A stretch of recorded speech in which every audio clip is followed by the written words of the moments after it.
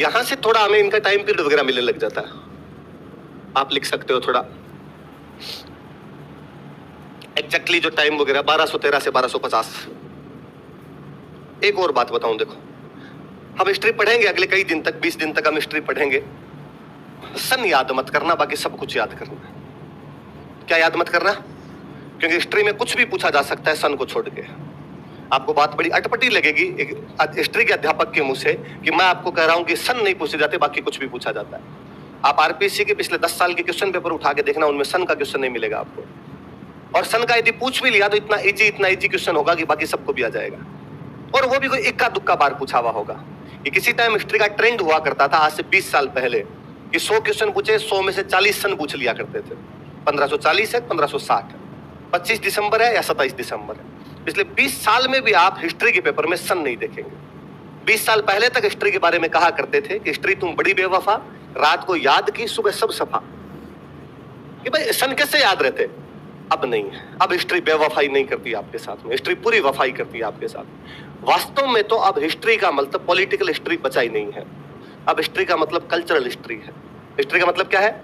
इसलिए जितना ज्यादा राजाओं के लुगाई, टाबर, भांजे, भतीजे याद करोगे, जितने कम याद करोगे उतने भले रहोगे। जो इधर डूबने की कोशिश करेगा बेड़ा गर्क हो जाएगा। आप मुझे पिछले 20 साल के एग्जाम पेपर उठा के लाके दीजिए, उनमें बताइए कि किस एग्जाम में राजा के बेटे, पोते, पड़पोते ऐसे क्वेश्चन पूछ लियो, उसकी रानी का नाम पूछ लियो, ये पूछ लिया हो। ये हुनों की राजकुमारी थी, बाहर से आई हुई थी, इसलिए अपने इस पर एम्फेसाइज करते हैं, वरना हम आगे पढ़ेंगे हम तो रानियों के नाम भी नहीं पढ़ते। और मैं बताऊं, युद्ध वगैरह भी नहीं पूछे जाते। हालांकि मैं पढ़ाऊंगा, आप मेरे साथ मजबूरी है कि यदि मैं नहीं पढ़ाऊं तो स्टूडेंट को लगे नहीं कि हिस्ट्री पढ़ा दी। और मैं फिर भी एक अध्यापक नहीं, एक बड़े भाई के होने के नाते आपको राय दूं, याद मत करना, कम ध्यान देना उन चीजों पे। मैं किसी राजा की किताबें लिखवाऊंगा आपको, 4 बार पढ़ना उनको, क्वेश्चन बनेगा वहां से। मैं किसी राजा के चित्रकला के बारे में योगदान बताऊं, 10 बार याद कर लेना उनको, क्वेश्चन आएगा वहां से। मैं किसी राजा का किसी युद्ध, भले मैं गलती से उसको 10 बार याद करवाने की कोशिश करूं, आप मत करना भले। जाहिर श्रीमाली में एक बहुत अच्छी लाइन है कि इतिहास का उद्देश्य राजाओं की जय पराजय या उनके आपसी संपर्कों का लेखा जोखा मात्र नहीं है। हिस्ट्री का वास्तविक उद्देश्य यह है कि लोगों के आर्थिक तथा सामाजिक जनजीवन की भूमिका क्या थी उस समय, कैसे लोग रहा करते थे, इसकी जानकारी होनी चाहिए। ये मंदिर, ये प्रशस्तियां, ये ऐसी चीज बताती है हमें कि उस टाइम लोगों के एडमिनिस्ट्रेटिव सिस्टम कैसा था, लोगों के जो रिलीजियस बिलीफ थे वो कैसे हुआ करते थे, लोग कैसे रहा करते थे, तब इनको पढ़ना पड़ता है। बाकी राजाओं के सन तो कभी याद नहीं करने। मैं इसलिए लिखवा देता हूं ताकि आप में थोड़ा सा विश्वास जगा रहे कि मास्टर को तो आ रहे हैं, बाकी इनका कोई लेना देना नहीं है। ठीक है, चलो। जयतर सिंह आगे, मैं युद्ध ही पढ़ा रहा था इसलिए मैंने बात बता दी कि तक आपके दिमाग में रहे थोड़ा सा। एक युद्ध का नाम लिखो, भूताला का युद्ध, बैटल ऑफ भूताला। उदयपुर में एक जगह पड़ती है भूताला, नागदा के पास में। भूताला का युद्ध, battle of Bhutala.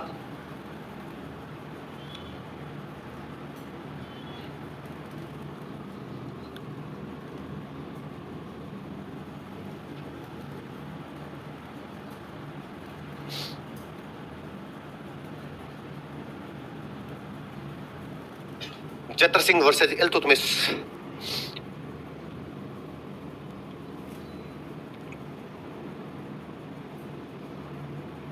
Jaitra Singh versus Iltutmish किस किस के बीच में हुआ बताओ देखे? जयतर सिंह तो कहां का राजा अपना? मेवाड़। इल्तुतमिश दिल्ली का राजा था। इल्तुतमिश कहां का राजा था? दिल्ली। लिख लेना कोष्टक में दिल्ली।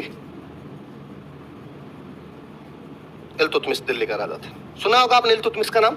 इल्तुतमिश का नहीं सुना तो मैं रजिया का सुना होगा। रजिया, रजिया सुल्तान सुना होगा, ये रजिया के पापा है। बाकी जगह रजिया गुंडों में फंसी थी, यहाँ पापा फंसे थे। ढंग से ठोका था इस भूताला के युद्ध के अंदर इल्तुतमिश को, चप्पलें हाथ में लेके भगाया था यहाँ से सबको। लिखो, जयतर सिंह जीत गया था इस युद्ध में। जयतर सिंह जीत गया था। जयतर सिंह वॉन दिस बैटल। इस युद्ध में जयतर सिंह जीत गया था। जयतर सिंह वॉन दिस बैटल। कौन से युद्ध में? भूताला। किससे जीत गया? इल्तुतमिश। इल्तुतमिश कहां का राजा है? दिल्ली का। भूताला कहां पड़ता है? नागदा। नागदा के पास में उदयपुर के अंदर एक जगह पड़ती है भूताला, वहां पर ये जीत जाता है। सुनना आप बात, इस युद्ध की जो जानकारियां अपने पास में, वो एक राइटर देता है अपने को। एक गुजराती राइटर है जिसका नाम है जय सिंह सूरी। राइटर का नाम क्या है? जिसने किताब लिखी हमीर मद मर्दन। कौन सी किताब लिखी? हमीद मद मर्दन नाम की बुक लिखी, किसने लिखी? जय सिंह। एक बात और सुनना, जिनके पीछे भी सूरी लगा हुआ मिले ये सारे जैन राइटर हैं।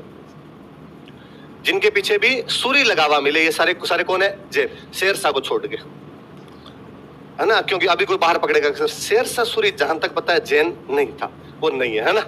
शेरशाह सूरी के अलावा किसी के नाम के आगे सूरी देखो, इसका मतलब वो सारे के सारे कौन है? जैन राइटर है। शेरशाह सूरी के नाम के आगे भी सूरी गलत लगाया हुआ है, उसका नाम है शेरशाह सूर। उसका नाम क्या है? किसी एक स्टोरी ने गलती से सूरी लगा दिया, उसके बाद सारे सूरी लिख रहे हैं। उसके बाकी पूरे परिवार के नाम पढ़ो, उसके बेटों के नाम पढ़ो आप, इस्लाम शाह सूर, सिकंदर सूर, आलम शाह सूर, उसके साम्राज्य का नाम पढ़ो सूर साम्राज्य, बस उसी के नाम के आगे सूरी लगा हुआ मिलता है। बाकी सूरी नाम आज के बाद हम राजस्थान में जब भी कहीं पढ़ें तो आप समझना कि जहां सूरी लग रहा है इसका मतलब कौन है? जैन। एक ऐसे गुजरात के जैन राइटर है जिनका नाम क्या है? जय सिंह सूर। उन्होंने एक किताब लिखी, उस किताब का नाम क्या है? हमीर मद। अब सुनना, मद का मतलब होता है घमंड। मद का मतलब क्या होता है? मर्दन का मतलब होता है तोड़ना। मर्दन का मतलब घमंड तोड़ दिया गया। किसका? हमीर का। हमीर कौन है यार? इसमें युद्ध तो हो रहा है अपने इल्तुतमिश के और किसके बीच में? जैतर से। हम कह रहे हैं हमीर का घमंड तोड़ दिया गया। इनमें से हमीर कौन है? इल्तुतमिश। इनमें से हमीर कौन है? तो आपने कहा सर ये तो मजाक हो गई, इल्तुतमिश हमीर कैसे हो गया? हमीर हमीर होता है, इल्तुतमिश इल्तुतमिश से अपने आप। तो हम कहते हैं लफड़ा दूसरा है। एक शब्द होता है, देखो राजा महाराजाओं को इनको बोलते थे कुलीन। क्या बोलते थे? इंग्लिश में ज्यादा अच्छा एक शब्द, या मैं कहूं कि उच्च वर्ग। क्या कह दूं? आज भी प्रधानमंत्री, पैसे वाले लोग, उनको मैं कह सकता हूं उच्च वर्ग के लोग हैं।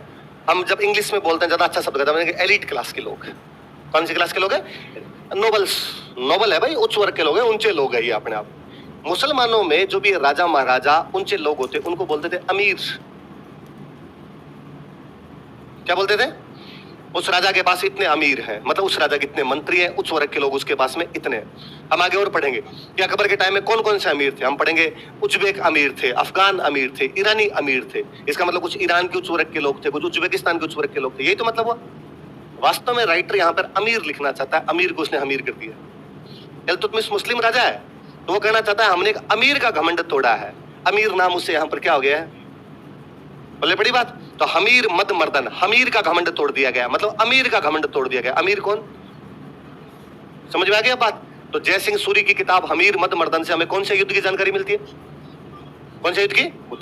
देखो जय सिंह सूरी की पुस्तक हमीर मद मर्दन से, बुक हमीर मद मर्दन ऑफ जय सिंह सूरी। जय सिंह सूरी की पुस्तक हमीर मद मर्दन से, बुक हमीर मद मर्दन ऑफ जय सिंह सूरी। जय सिंह सूरी की पुस्तक हमीर मद मर्दन से, बुक हमीर मद मर्दन ऑफ जय सिंह सूरी। मद मर्दन से भूताला युद्ध की जानकारी मिलती है। Provides information about battle of Bhutala. Provides information about battle of Bhutala. Bhutala युद्ध की जानकारी मिलती है। Provides information about battle of Bhutala. कौन से युद्ध की जानकारी मिलती है? भूताला। भूताला युद्ध की जानकारी मिलती है। सुनना एक बात और सुनना, अपने यहाँ के राजाओं के और मुस्लिम राजाओं के युद्ध करने में एक बहुत बेसिक डिफरेंस हुआ करता था। मुस्लिम राजा एक तो कभी भी अपनी पूरी सेना को एक साथ नहीं उतारते थे, रिजर्व टुकड़ियां रखते। 5000 सैनिक लेके आए तो 2500 पहले लड़ेंगे, 2500 बाद में लड़ेंगे। अपने ये था कि अपने भले 5000 है भले 1500, सबको साथ ही लड़ना है। अपने वो था कि कोई नहीं लड़ता, कोई कहते था भाई पहले तुम जाओ बाद में हम जाएंगे, तो बाकी वाले मुस्कुराते कि अच्छा कालजा चाहिए, कालजा भाई साहब। यूं तलवारों के सामने जाया जाए किसी से तो आदमी को बापड़े को जाना पड़ता था। तो अक्सर आदमी जाता कि हाँ भाई अपने चल लेते हैं, तो सारे के सारे एक साथ जाया करते थे। मुस्लिम राजाओं में कभी राजा खुद लड़ता ही नहीं था। राजा केवल पीछे बैठ के निर्देश देता था, डायरेक्शन देता था, पहले तुम लड़ो, तुम इधर से लड़ो, तुम इधर से लड़ो। अपने वाले में राजा को तो आगे आगे जाके और लड़ना पड़ता था। अपने वाले में राजा नहीं लड़ता तो बाद में और कहते थे फिर हम क्यों जाए, तू ही नहीं जा रहा है तो फिर हमारे कौन सी पड़ी है। उधर वाले में यदि मुस्लिम राजाओं को यह लगता कि हार रहे हैं तो वापस भाग जाते। अपने ये कंसेप्ट तो था ही नहीं।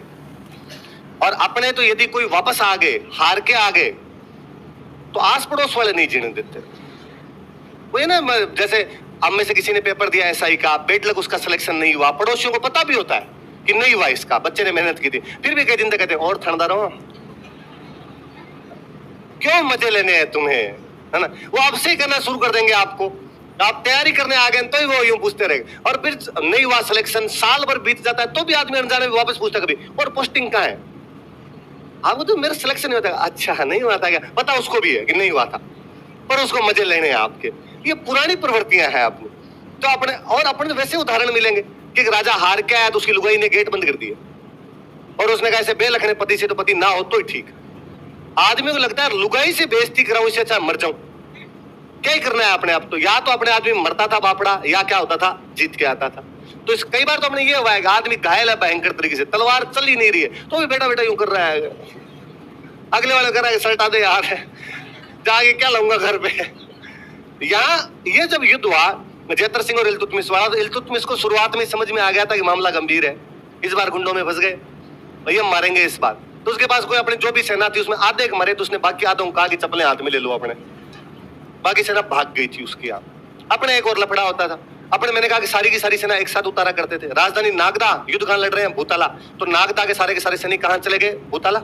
नागदा में रॉयल फैमिली रहती मान लो, तो रॉयल फैमिली को हमेशा सुरक्षित स्थान पे भेज दिया करते थे, सेफ जगह पे भेज देते भाई यहाँ पे मत रहो, अचानक राजधानी पे अटैक हो जाए तो कोई लफड़ा हो जाए, तो राजकुमार को रानियों को किसी दूसरी जगह पे भेज दिया करते। इल्तुतमिश की सेना जब भाग रही थी वापस, तब उसने देखा कि नागदा खाली पड़ा था। ये भूताला, ये सैनिकों, जैतर सिंह के सैनिकों ने जैसे देखा कि इल्तुतमिश की सेना भाग रही है तो राजी हो गए, उनका यस मजा आ गया। और इन्होंने तो भूताला के अंदर तमंचे भी डिस्को करने शुरू कर दिए, ये नागदा की तरफ आए नहीं। इल्तुतमिश की सेना भागते हुए नागदा में लूटपाट मचा जाती, भागते हुए उनके जो कोई गेट वेट तोड़ गए, किसी घर से कुछ मिला था वो लेके चले गए, लूटपाट मचा दी। ये थोड़ी देर में पार्टी वार्टी करके वहां से वापस आए, तब देखा यार गेट वेट टूटे हुए, बिल्डिंग टूटी हुई गई, क्या हुआ, तो साहब इल्तुतमिश की लौटती हुई सेना, भागती हुई सेना यहाँ पर ये कुछ कर गई। फिर जैतर सिंह एक बात समझ में आएगी, जब प्लेन एरिया के अंदर राजधानी होती है ना, तो कोई घुस के लूटपाट कर सकता है, इसलिए राजधानियां हमेशा ऊंची जगह पे होनी चाहिए। फिर किसी ने कहा यार अपने पास तो चित्तौड़ का किला पड़ा है, कब 734 में मान मौर्य से जीत लिया था, तो अपने उस किले में चले ना, यहाँ नीचे क्यों बैठे हैं, ताकि जल्दी से दुश्मन किले के अंदर तो चढ़ाई कर भी नहीं सकता। तो इस युद्ध के बाद में इन्होंने राजधानी चेंज कर ली थी, और राजधानी को कहां ले गए थे ये लोग, चित्तौड़। कहां ले जाते हैं, एक लाइन और लिख लो। इल्तुतमिश की भागती हुई सेना ने, returning army of Iltutmish, returning army of Iltutmish, Iltutmish की भागती हुई सेना ने, returning army of Iltutmish, Nagda को लूट लिया था, लूटेड नागदा, नागदा को लूट लिया था, लूटेड नागदा, नागदा को लूट लिया था, लूटेड नागदा। अतः जैतर सिंह ने चित्तौड़ को अपनी राजधानी बनाया था, अतः जैतर सिंह ने चित्तौड़ को अपनी राजधानी बनाया। So Jaitra Singh made Chittor as his capital, अतः जैतर सिंह ने चित्तौड़ को अपनी राजधानी बनाया। So Jaitra Singh made Chittor as his capital, अतः जैतर सिंह ने चित्तौड़ को अपनी राजधानी बनाया। So Jaitra Singh made Chittor as his capital.